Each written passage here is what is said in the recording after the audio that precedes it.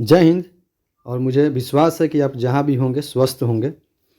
तो आज के इस वीडियो में हम लोग भारतीय न्याय संहिता 2023 के अध्याय 1 से 4 तक के महत्वपूर्ण वस्तुनिष्ठ प्रश्नों पर विचार हम लोग करेंगे। पहला मेरा क्वेश्चन है कि निम्नलिखित में से कौन सी बीएनएस के प्रवर्तन की तिथि है।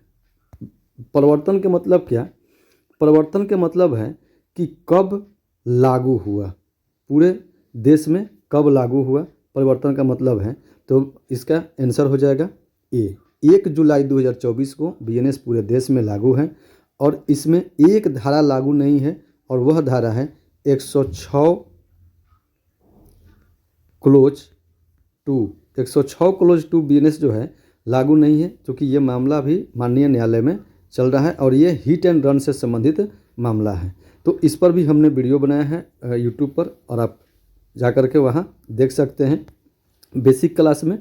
इसके बाद मेरा दूसरा क्वेश्चन है कि बीएनएस को राष्ट्रपति की सहमति कब प्राप्त होती है। तो बीएनएस को राष्ट्रपति की सहमति प्राप्त होने के लिए मेरे पास ऑप्शन है, आपको ऑप्शन ए में है 1 जुलाई 2024 को, ऑप्शन बी में है 25 दिसंबर 2023 को, ऑप्शन डी में है 25 जुलाई 2024 को और ऑप्शन सी में है 8 जुलाई 2024 को।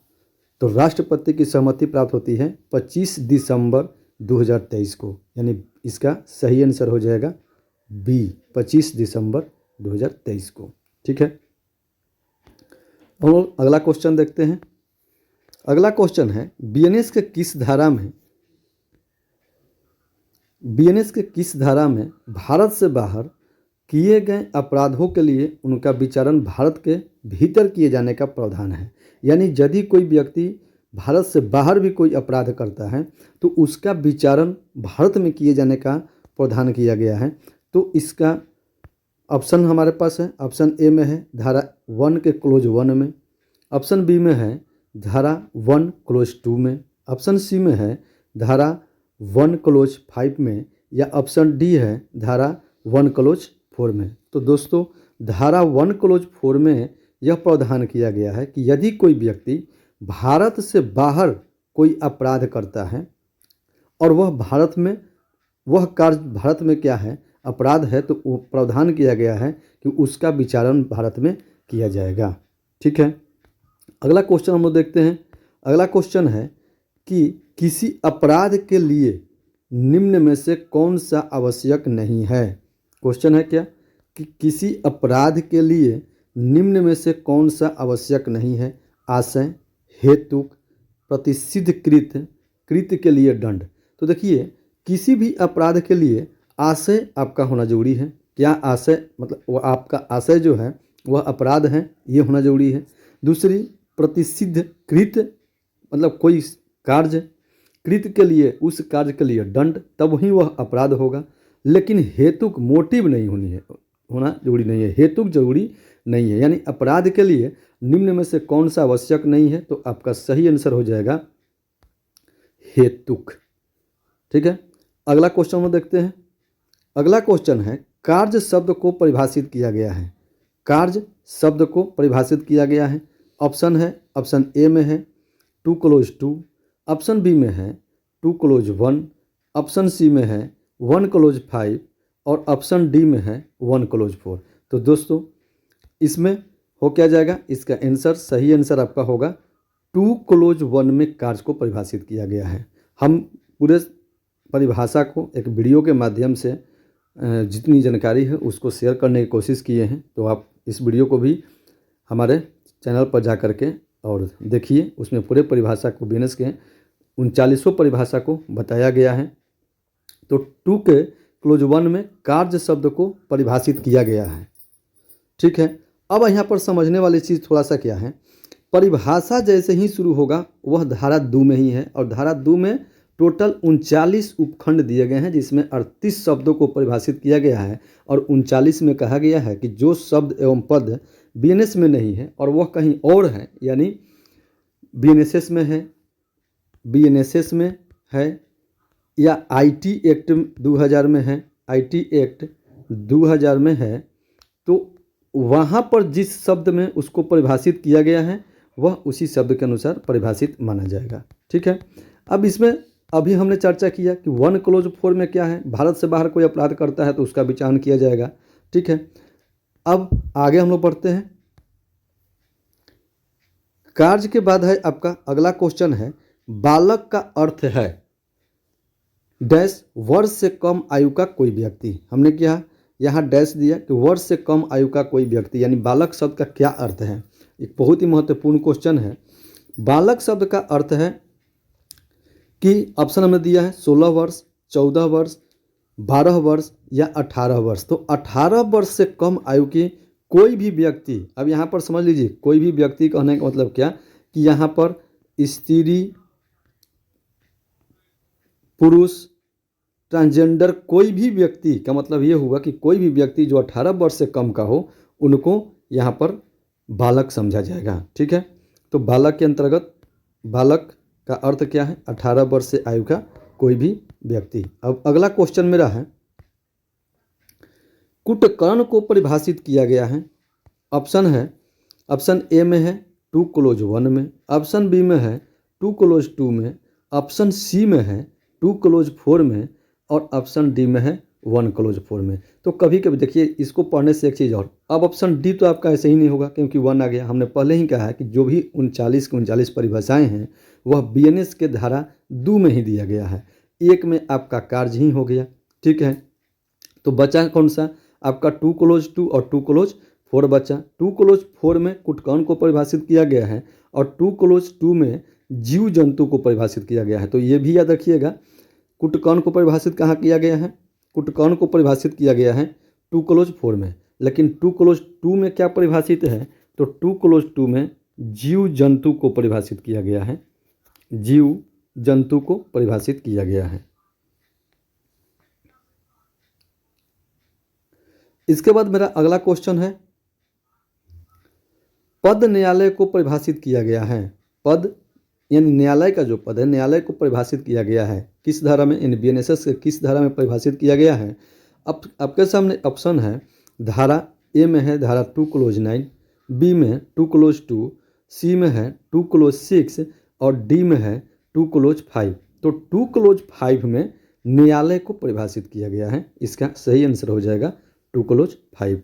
अगला शब्द है, अगला क्वेश्चन है, न्यायालय शब्द का अर्थ है। देखिए बहुत ही महत्वपूर्ण क्वेश्चन है और पीटीसी के सावधिक एवं सत्रांत जो एग्जाम होंगे उस एग्जाम में इस तरह के क्वेश्चन पूछे जाते हैं, इस तरह से ही क्वेश्चन पूछे जाते हैं। तो बहुत ही बेहतरीन क्वेश्चन है। न्यायालय शब्द का अर्थ क्या है, न्यायाधीश जी से अकेले न्यायिकतः कार्य करने के लिए सशक्त किया गया है, सही है। दूसरा है, न्यायाधीशों का निकाय जो एक निकाय के रूप में न्यायिक रूप से कार्य करने के लिए सशक्त किया गया है, बी भी सही है। तो ऑप्शन सी इसका क्या है, ए और बी दोनों सही है। तो इसका आंसर हो जाएगा क्या कि ए और बी दोनों सही है। ठीक है, न्यायालय शब्द का अर्थ ही होता है कि न्यायिकता कार्य करने के लिए विधि द्वारा किसी न्यायाधीश को सशक्त किया जाता है तो वह न्यायालय के अंतर्गत आते हैं, या न्यायाधीशों के निकाय जो एक निकाय के रूप में न्यायिक रूप से कार्य करने के लिए सशक्त हैं तो वह क्या है, न्यायालय है। तो अगला क्वेश्चन हम लोग देखते हैं। अगला क्वेश्चन है, बेईमानी को परिभाषित किया गया है। तो बेईमानी को कहाँ परिभाषित किया गया है, ऑप्शन ए में है 2 क्लोज 6, ऑप्शन बी में है 2 क्लोज 7, ऑप्शन डी में है 2 क्लोज 5 और ऑप्शन सी में है 2 क्लोज 5 और ऑप्शन डी में है 2 क्लोज 8। तो बेईमानी को परिभाषित किया गया है आपको ऑप्शन बी 2 क्लोज 7 में बेईमानी को परिभाषित किया गया है। अब देखिए अभी हमने 2 क्लोज 5 का चर्चा कर चुका है। ठीक है, इसके बाद हम लोगों ने 2 क्लोज 6 का भी चर्चा कर लिया है। तो इसमें से ऑप्शन हम लोग का बचा था क्या, 2 क्लोज 7। 2 क्लोज 7 में बेईमानी को परिभाषित किया गया है। अब है कि दस्तावेज को परिभाषित किया गया है कहाँ, तो दस्तावेज शब्द को परिभाषित किया गया है और ऑप्शन ए है 2 क्लोज 9 में, ऑप्शन बी है 2 क्लोज 8 में, ऑप्शन सी है 2 क्लोज 6 में और ऑप्शन डी है 2 क्लोज 5 में। तो इसका सही आंसर हो जाएगा ऑप्शन बी 2 क्लोज 8 में। 11 का ऑप्शन बी 2 क्लोज 8 में दस्तावेज को परिभाषित किया गया है। और दस्तावेज के अंतर्गत कोई भी पदार्थ आता है जिस पर अंकों, अक्षरों या चिन्हों द्वारा क्या किया जाता है, वर्णित किया जाता है या लिखा जाता है कह सकते हैं, तो वह सभी क्या हैं, दस्तावेज हैं। जैसे किसी वाहन का नंबर प्लेट जो है वह भी एक प्रकार का क्या है, दस्तावेज है जिसका उपयोग किया जा सके। ठीक, इसके बाद आइए अगला क्वेश्चन है मेरा, संश्रय शब्द को किस धारा के अंतर्गत परिभाषित किया गया है। यह भी बहुत महत्वपूर्ण क्वेश्चन है।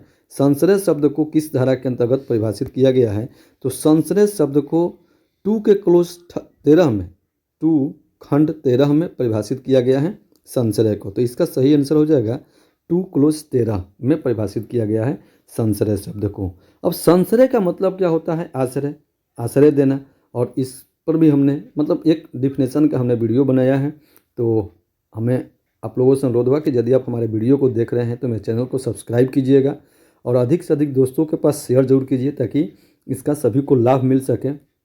और यह वीडियो सिर्फ पीटीसी प्रशिक्षण के लिए ही नहीं, यह वीडियो जो है जो बुनियादी प्रशिक्षण हमारे दोस्त कर रहे हैं उनके लिए भी महत्वपूर्ण है। और ऐसे भी हमें इन सभी चीज़ों की जानकारी होनी चाहिए, जो भी हमारे पुलिसकर्मी हैं उनको इनकी जानकारी होनी चाहिए। अगला क्वेश्चन है, क्षति शब्द को किस धारा के अंतर्गत परिभाषित किया गया है। कभी भी देखिए आएगा तो आपको, हालांकि इसमें हमने ऑप्शन में सब में 2 करके दिया हुआ है, तो 2 में ही सभी परिभाषा है। हम बार बार इस चीज़ को बता रहे हैं आपको कि 2 में ही हर चीज़ का परिभाषा है। तो क्षति शब्द को किस धारा के अंतर्गत परिभाषित किया गया है, तो क्षति को परिभाषित किया गया है 2 के 14 यानी 2 खंड 14 में इसको क्षति को परिभाषित किया गया है। क्षति भी बहुत महत्वपूर्ण क्वेश्चन है, बस एक है इसलिए इसको भी याद रखिएगा। अब अगला क्वेश्चन हम लोग चलते हैं।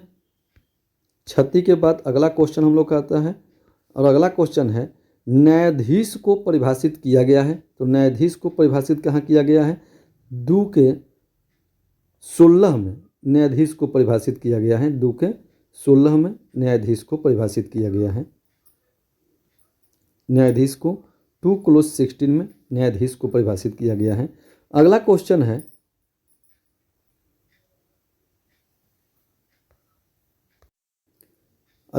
है, क्षति शब्द का अर्थ कोई अपहानि है। देखिए बहुत ही महत्वपूर्ण क्वेश्चन है, ये पूछता भी है क्वेश्चन और पिछले पीटीसी सत्रांत एग्जाम में इस क्वेश्चन को पूछा भी था।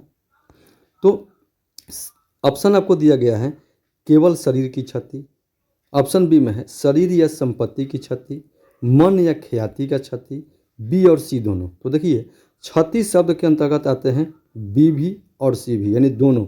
शरीर का, किसी व्यक्ति के शरीर का क्षति हो सकता है, उसके संपत्ति को क्षति कर सकते हैं, उसके मन को या उसके ख्याति को क्षति करते हैं और इसके अंतर्गत दंड का प्रावधान, यानी क्षति शब्द के अंतर्गत इन सभी को। तो इसका आंसर हो जाएगा क्या दोस्त, इसका आंसर हो जाएगा डी, बी और सी दोनों। ठीक है। अगला क्वेश्चन है, बीएनएस के अनुसार दस्तावेज का अर्थ किसी भी पदार्थ पर अभिव्यक्त या वर्णित कोई भी मामला है।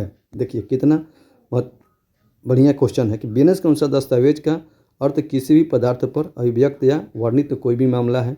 और दस्तावेज को परिभाषित कहाँ किया गया है, तो दस्तावेज को परिभाषित किया गया है 2 के क्लोज 8 में दस्तावेज को परिभाषित किया गया है। और इसके अंतर्गत कहा गया है क्या कि अक्षर, अंक या चिन्ह द्वारा, किसी अक्षर द्वारा, अंक द्वारा या चिन्ह द्वारा किसी पदार्थ पर क्या करते हैं, अभिव्यक्त या वर्णित करते हैं। इलेक्ट्रॉनिक अभिलेख और डिजिटल अभिलेख को भी दस्तावेज के अंतर्गत रखा गया है। तो इसका सही आंसर क्या हो जाएगा, इसका सही उत्तर हो जाएगा डी।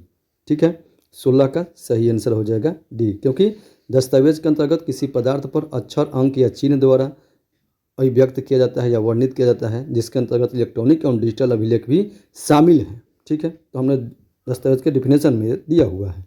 अगला क्वेश्चन है, सद्भावपूर्वक शब्द को बीएनएस में परिभाषित किया गया है, यानी सद्भावपूर्वक शब्द को बीएनएस के किस धारा में परिभाषित किया गया है। ऑप्शन दिया गया है आपके सामने। ऑप्शन है धारा 2 क्लोज 11, धारा बी में है 2 के 10, सी में 2 के 24 और डी में है 1 के 23। 1 के 23 आपका ऐसे ही कट गया, और 17 का आंसर आपका हो जाएगा सद्भाव पूर्वक को 2 के 11 में परिभाषित किया गया है। 2 के 11 में परिभाषित किया गया है। 10 में लिंग को परिभाषित किया गया है। 10 में क्या है, लिंग को परिभाषित किया गया है। और 24 में अपराध को परिभाषित किया गया है। 24 में अपराध को परिभाषित किया गया है। ठीक है, तो इसका आंसर क्या था, 2 के 11 सद्भाव पूर्वक शब्द को बीएनएस के किस तरह में परिभाषित किया गया है, तो 2 के 11 में परिभाषित किया गया है। अगला क्वेश्चन है, कपट पूर्वक शब्द को कहाँ परिभाषित किया गया है या किस बीएनएस के किस धारा में परिभाषित किया गया है। आपके सामने ऑप्शन है, ऑप्शन ए में है 2 क्लोज 9, ऑप्शन बी में है 2 क्लोज 5।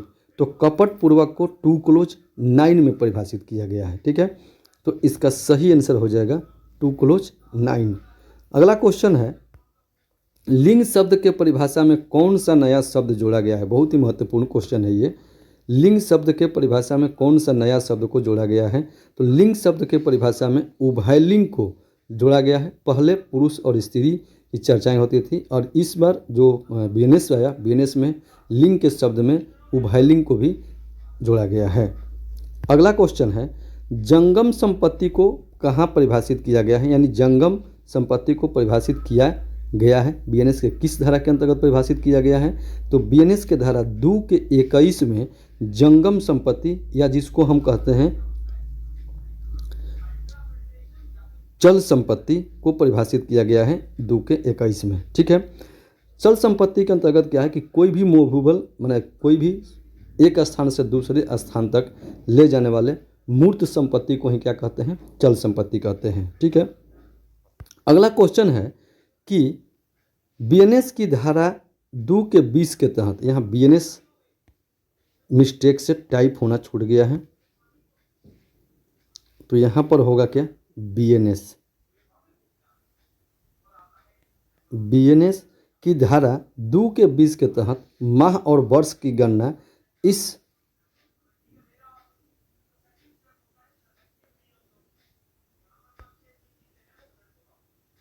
इस प्रकार की जाती है। अब नीचे में आपका ऑप्शन ए में दिया हुआ है हिजरी कैलेंडर के अनुसार, बी में है पंचांग, सी में है ग्रिगोरियन कैलेंडर, डी में है ब्रिटिश कैलेंडर। तो इसका सही आंसर हो जाएगा क्या, सी ग्रिगोरियन कैलेंडर के अनुसार, यानी माह और वर्ष का जो गणना होगा वह ग्रिगोरियन कैलेंडर के अनुसार होगा। और यह बातें कहाँ कही गई है, तो बीएनएस के धारा 2 के 20 में कही गई है। अगला क्वेश्चन है, बेईमानी शब्द का अर्थ क्या है। बहुत ही महत्वपूर्ण क्वेश्चन है। बेईमानी शब्द का अर्थ क्या है, केवल किसी व्यक्ति को सदोष अभिलाप पहुंचाने के आशय से किया गया कोई कार्य, नहीं।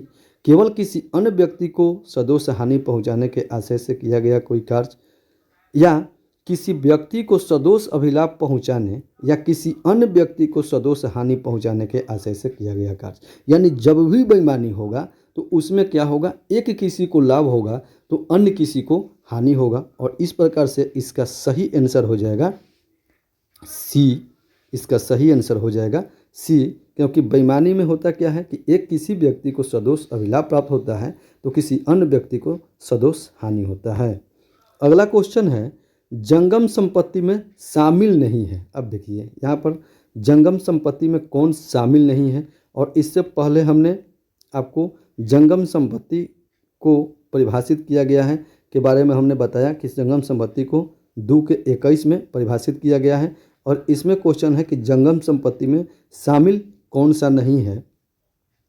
कह रहा है भूमि, तो भूमि जंगम संपत्ति में शामिल नहीं है। ठीक है, इसके बाद है अस्थायी रूप से भूबद्ध जुड़ी हुई वस्तुएं, यानी कोई वस्तु यदि अस्थायी रूप से जुड़ी हुई है या भूबद्ध है तो वो भी नहीं होगी। भूबद्ध चीज़ है ये भी नहीं, यानी उपयुक्त सभी ये तीनों जो है जंगम संपत्ति में शामिल नहीं है। जंगम संपत्ति में कौन शामिल होंगे, जो एक स्थान से दूसरे स्थान तक आसानी से ले जाने वाले मूर्त संपत्ति को ही जंगम संपत्ति में शामिल किया गया है।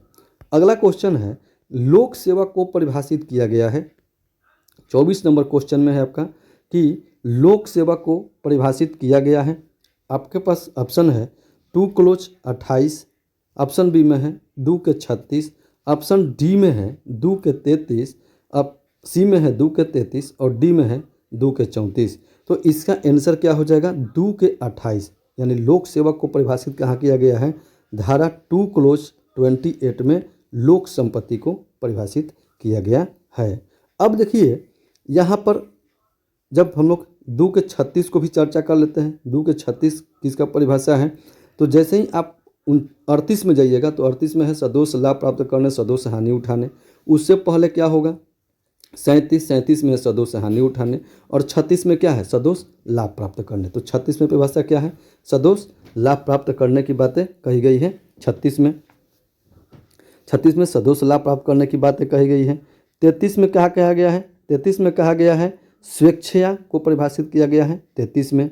और 34 में वसीयत को परिभाषित किया गया है। 34 में क्या है, 34 में वसीयत को परिभाषित किया गया है।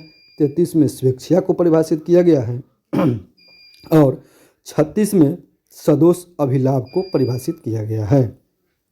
अगला क्वेश्चन है मूल्यवान प्रतिभूति शब्द को परिभाषित किया गया है। मूल्यवान प्रतिभूति शब्द को परिभाषित किया गया है। ऑप्शन है ए में 2 के 32, बी में है 2 के 34, सी में है 2 के 33 या डी में है 2 के 31। तो 25 का सही आंसर हो जाएगा आपका 2 के 31। 2 के 31 में मूल्यवान प्रतिभूति को परिभाषित किया गया है। 2 के 32 में परिभाषित किया गया है आपको जलयान को। 2 के 32 में जलयान को परिभाषित किया गया है।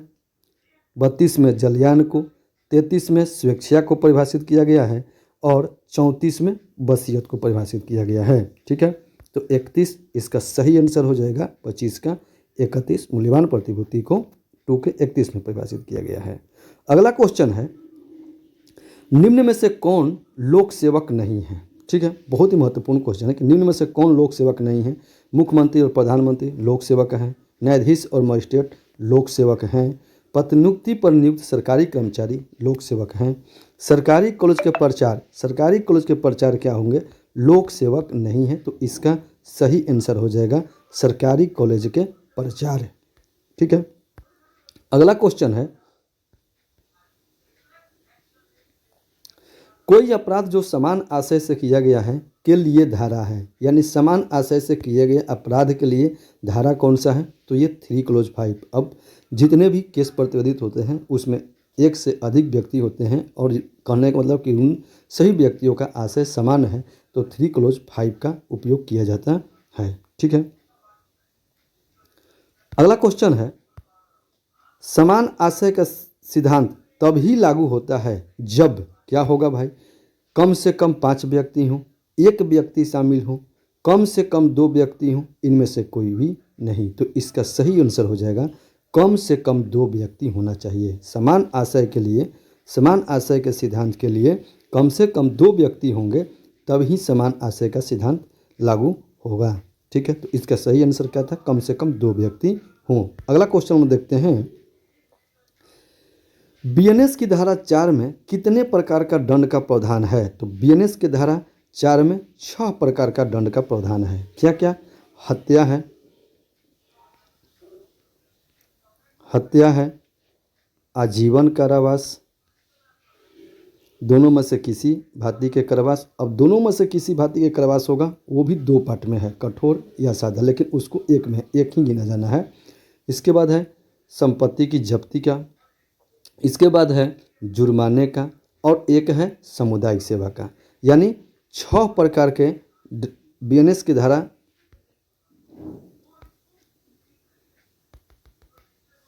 4 में 6 प्रकार के दंड का प्रावधान दिया गया है। तो हमने भी आपको बताया क्या क्या है। तो एक तो हमने बताया कि हत्या का है,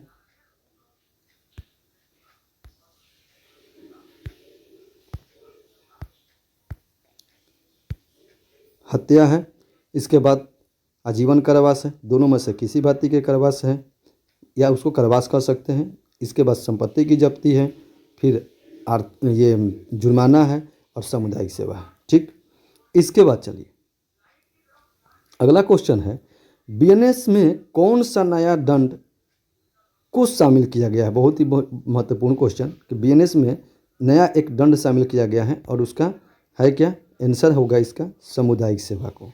छोटे अपराध के लिए सामुदायिक सेवा के दंड को लाया गया है कि सामुदायिक सेवा से दंडित किया जाएगा। जैसे है क्या कि कोई सरकारी कर्मचारी सरकार के पद पर मतलब सरकारी कार्य करते हुए यदि कोई व्यापार करता है तो उसके लिए सामुदायिक सेवा की बातें कही गई है। सामुदायिक सेवा से उनको क्या किया जाएगा, दंडित किया जाएगा। अगला क्वेश्चन है, और साथ ही साथ एक चीज़ और है, सामुदायिक सेवा का दंड कई जगह है। एक और छोटा सा माइंड में आ गया, जैसे चोरी हुआ और मतलब कम राशि की चोरी कोई करता है व्यक्ति और फिर वह राशि प्राप्त हो जाता है तो उसमें सामुदायिक सेवा का दंड का प्रावधान किया गया है। अब आगे हैं, दंडादेश का लघुकरण कौन कर सकता है? दंडादेश का लघुकरण कौन कर सकता है? ऑप्शन ए है मुख्य न्यायाधीश, बी में है मजिस्ट्रेट, सी में है समुचित सरकार और डी में है अपीलीय न्यायालय। तो इसका आंसर हो जाएगा सी, समुचित सरकार। यानी केंद्र एवं राज्य सरकार के बारे में यहाँ पर बातें कही गई है कि समुचित सरकार जो है वह दंडादेश को लघुकरण कर सकती है। अगला क्वेश्चन है, बीएनएस का अध्याय 3 संबंधित है। बीएनएस का अध्याय 3 किस चीज़ से संबंधित है? दुष्प्रेरण से संबंधित है, बी में है समान स्पष्टीकरण से संबंधित है, प्रयत्न से संबंधित है या समान अपवाद से? तो अध्याय 3 में क्या है, समान अपवाद से संबंधित है और इसके अंतर्गत धारा 14 से 44 तक धाराएं हैं समान अपवाद के अंतर्गत। ठीक है, अब अगला क्वेश्चन में देखते हैं।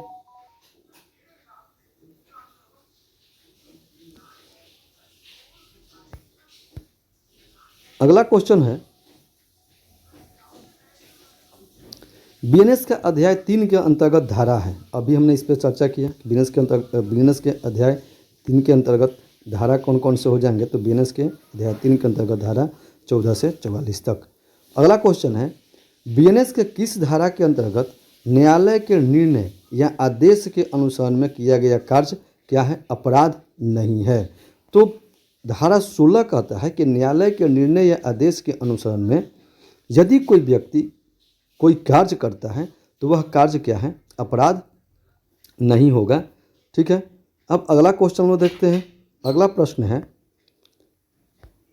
जब कार्य किया जा चुका हो तो बचाव के रूप में आवश्यकता का दावा नहीं किया जा सकता है। तो इसका सही आंसर हो जाएगा क्षति पहुंचाने के अंतर्निहित जोखिमों के साथ। ठीक है, क्षति पहुंचाने के अंतर्निहित जोखिमों के साथ यदि कोई कार्य किया जा चुका हो तो बचाव के रूप में आवश्यकता का दावा नहीं किया जा सकता है।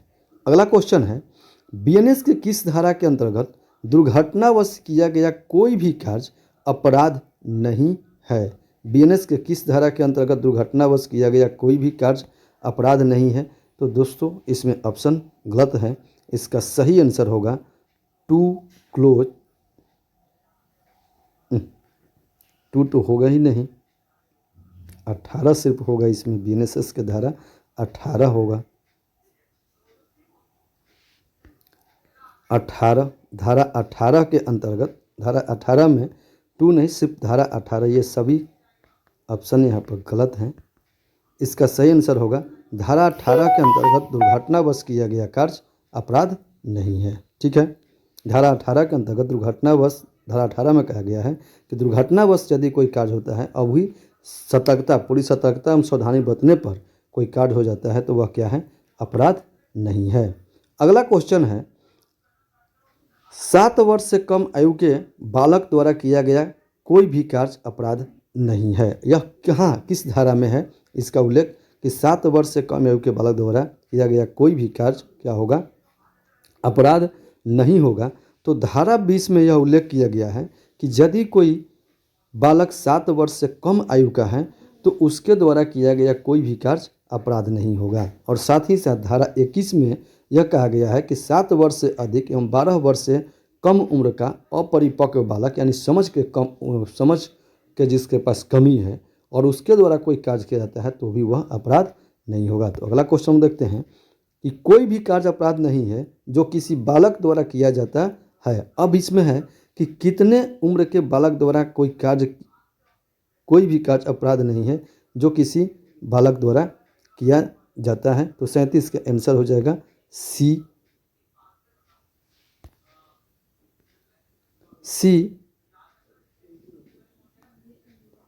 7 वर्ष से कम आयु के बालक द्वारा।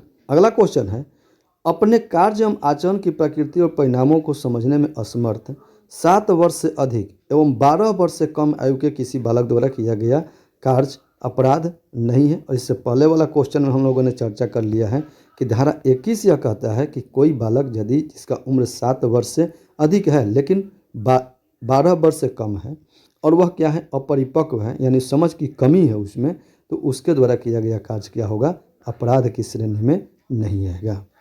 अब अगला क्वेश्चन वो देखते हैं।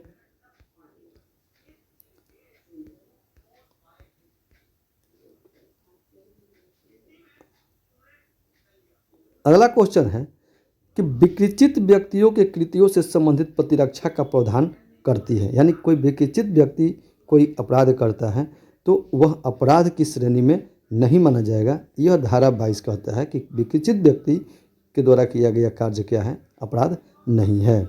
अगला क्वेश्चन है, बीएनएस की कौन सी धारा स्वैच्छित मातृता से संबंधित है? बीएनएस की कौन सी धारा स्वैच्छित मातृता से संबंधित है? तो धारा 24 जो है यह क्या है, स्वैच्छिक मातृता में किया गया कोई कार्य अपराध नहीं है, यह धारा 24 में कहा गया है।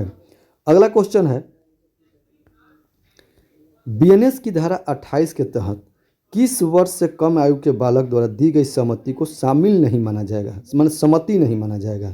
ठीक है, तो बीएनएस की धारा 28 कहता है कि 12 वर्ष से कम आयु के बच्चा यदि कोई सहमति देता है तो वह सहमति नहीं माना जाएगा। 12 वर्ष से कम आयु के कोई बच्चा का सहमति को सम्मति नहीं माना जाएगा, यह धारा 28 कहता है। तो 41 का आंसर क्या हो जाएगा, सी हो जाएगा।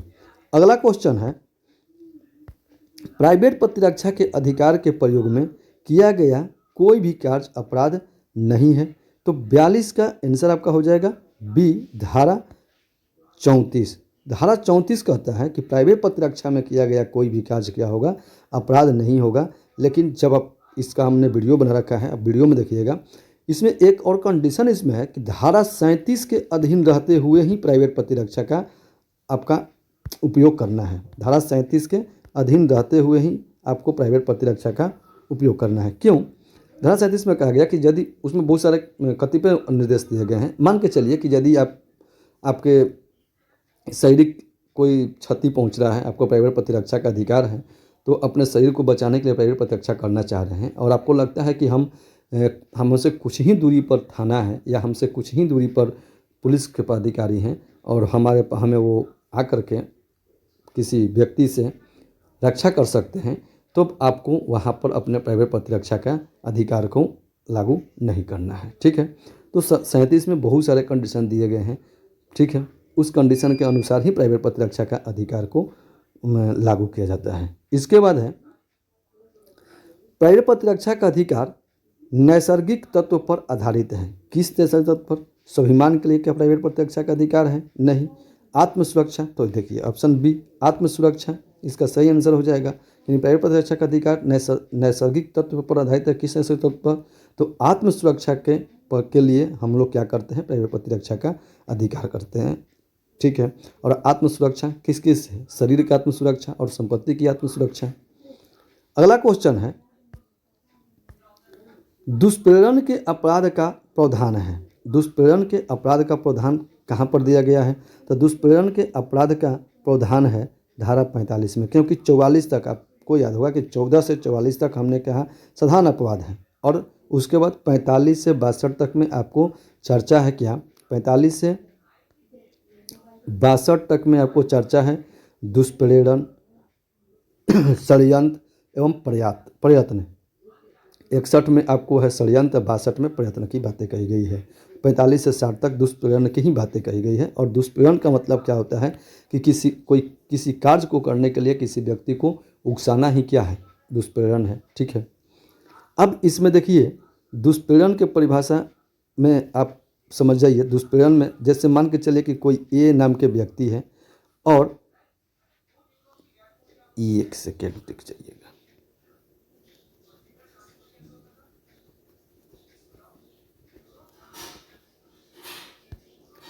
ए नाम के व्यक्ति है और बी को उकसाता है।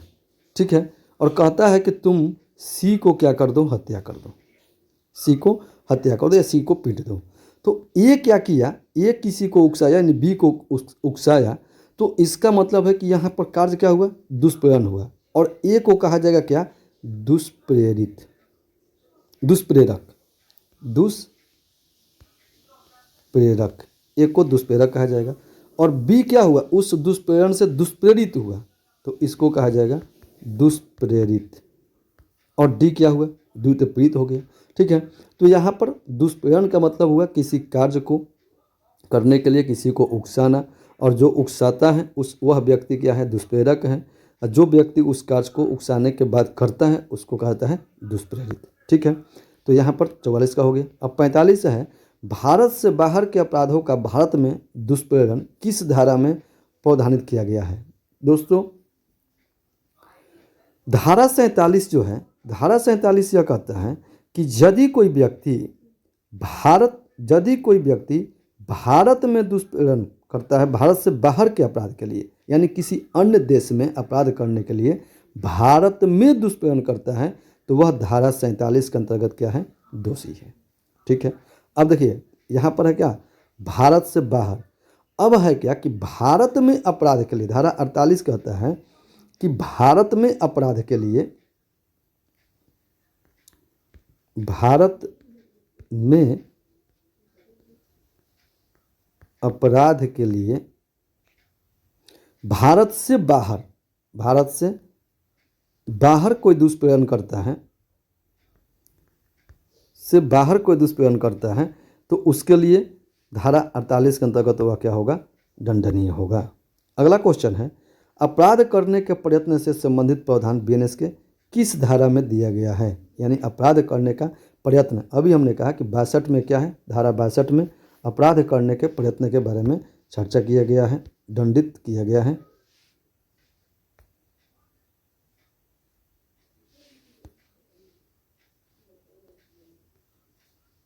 ठीक है, अगला क्वेश्चन है, जब कोई व्यक्ति स्वयं अपराध नहीं कर किसी दूसरे व्यक्ति को सहायता करता हो तो वह अपराध का दोषी है। देखिए यहाँ पर क्वेश्चन आ गया कि अपराध का दोषी है तो वह क्या करता है, दुष्प्रेरण करता है, यानी किसी को सहायता करना, किसी को उकसाना। ठीक है, तो यह सब भी क्या हो गए, दुष्प्रेरण हो गए। दुष्प्रेरण के अंतर्गत 3 श्रेणियाँ होती हैं। ठीक है, अगला क्वेश्चन है, आपराधिक षड्यंत्र की परिभाषा बीएनएस में दी गई है किसके अंतर्गत, यानी किस अध्याय के अंतर्गत आपराधिक षड्यंत्र को रखा गया है। तो दोस्तों अध्याय 4 के अंतर्गत क्या है आपका, अध्याय 4 के अंतर्गत आपराधिक षड्यंत्र को रखा गया है। अब अध्याय 5 में महिला एवं बालकों के विरुद्ध होने वाले अपराध को रखा गया है। तो इस प्रकार से यहाँ पर दिया गया है। अब अगला क्वेश्चन हम लोग का है, आपराधिक षड्यंत्र के लिए न्यूनतम व्यक्तियों की संख्या कितनी होनी चाहिए। ये भी क्वेश्चन पूछ देता है कि आपराधिक षड्यंत्र के लिए न्यूनतम कितने व्यक्ति होने चाहिए। तो कम से कम तो 2 व्यक्ति होना ही चाहिए, अधिक से अधिक कितने ही व्यक्ति हो सकते हैं, लेकिन कम से कम 2 व्यक्ति होंगे तभी क्या होगा, आपराधिक षड्यंत्र होगा। अगला क्वेश्चन है, दुष्प्रेरण वह व्यक्ति है। अब दुष्प्रेरण कौन है, जो अपराध करता है, जो अपराध के लिए उकसाता है। तो जो अपराध के लिए उकसाता है उसको क्या बोलते हैं, दुष्प्रेरण करता है कहा जाएगा। और इसी व्यक्ति को क्या कहता है, दुष्प्रेरक भी कहा जाता है, दुष्प्रेरक भी कहा जाता है। यानी जो अपराध के लिए उकसाया तो वह दुष्प्रेरण किया और उसको दुष्प्रेरक कहा जाता है। ठीक है, अगला क्वेश्चन है, एक व्यक्ति बक्सा तोड़कर कुछ गहने चुराने का प्रयत्न करता है और बक्सा खोलने के बाद पता है कि उसमें कोई गहना नहीं है, वह व्यक्ति कौन सा अपराध किया। ठीक है, चोरी का, चोरी के लिए प्रयत्न का, आपराधिक न्यास भंग का या उपरोक्त सभी का। तो उसने क्या किया, चोरी के लिए प्रयत्न किया, कुछ नहीं प्राप्त हुआ, चोरी के लिए प्रयत्न किया। ठीक है, तो इस प्रकार से आज के वीडियो में हम लोग 51 ऑब्जेक्टिव क्वेश्चन को हम लोगों ने जानने की कोशिश किया। और 51 ऑब्जेक्टिव क्वेश्चन पर हम लोगों ने क्या किया, थोड़ा सा जानकारी इकट्ठा करने की कोशिश की। और इस 51 क्वेश्चन में अध्याय 1 से 4 तक के कुछ जो महत्वपूर्ण क्वेश्चन थे हमने उस क्वेश्चन के बारे में डिस्कस किया है। तो आज के वीडियो में इतना ही, हम फिर मिलते हैं अगले वीडियो में। जय हिंद।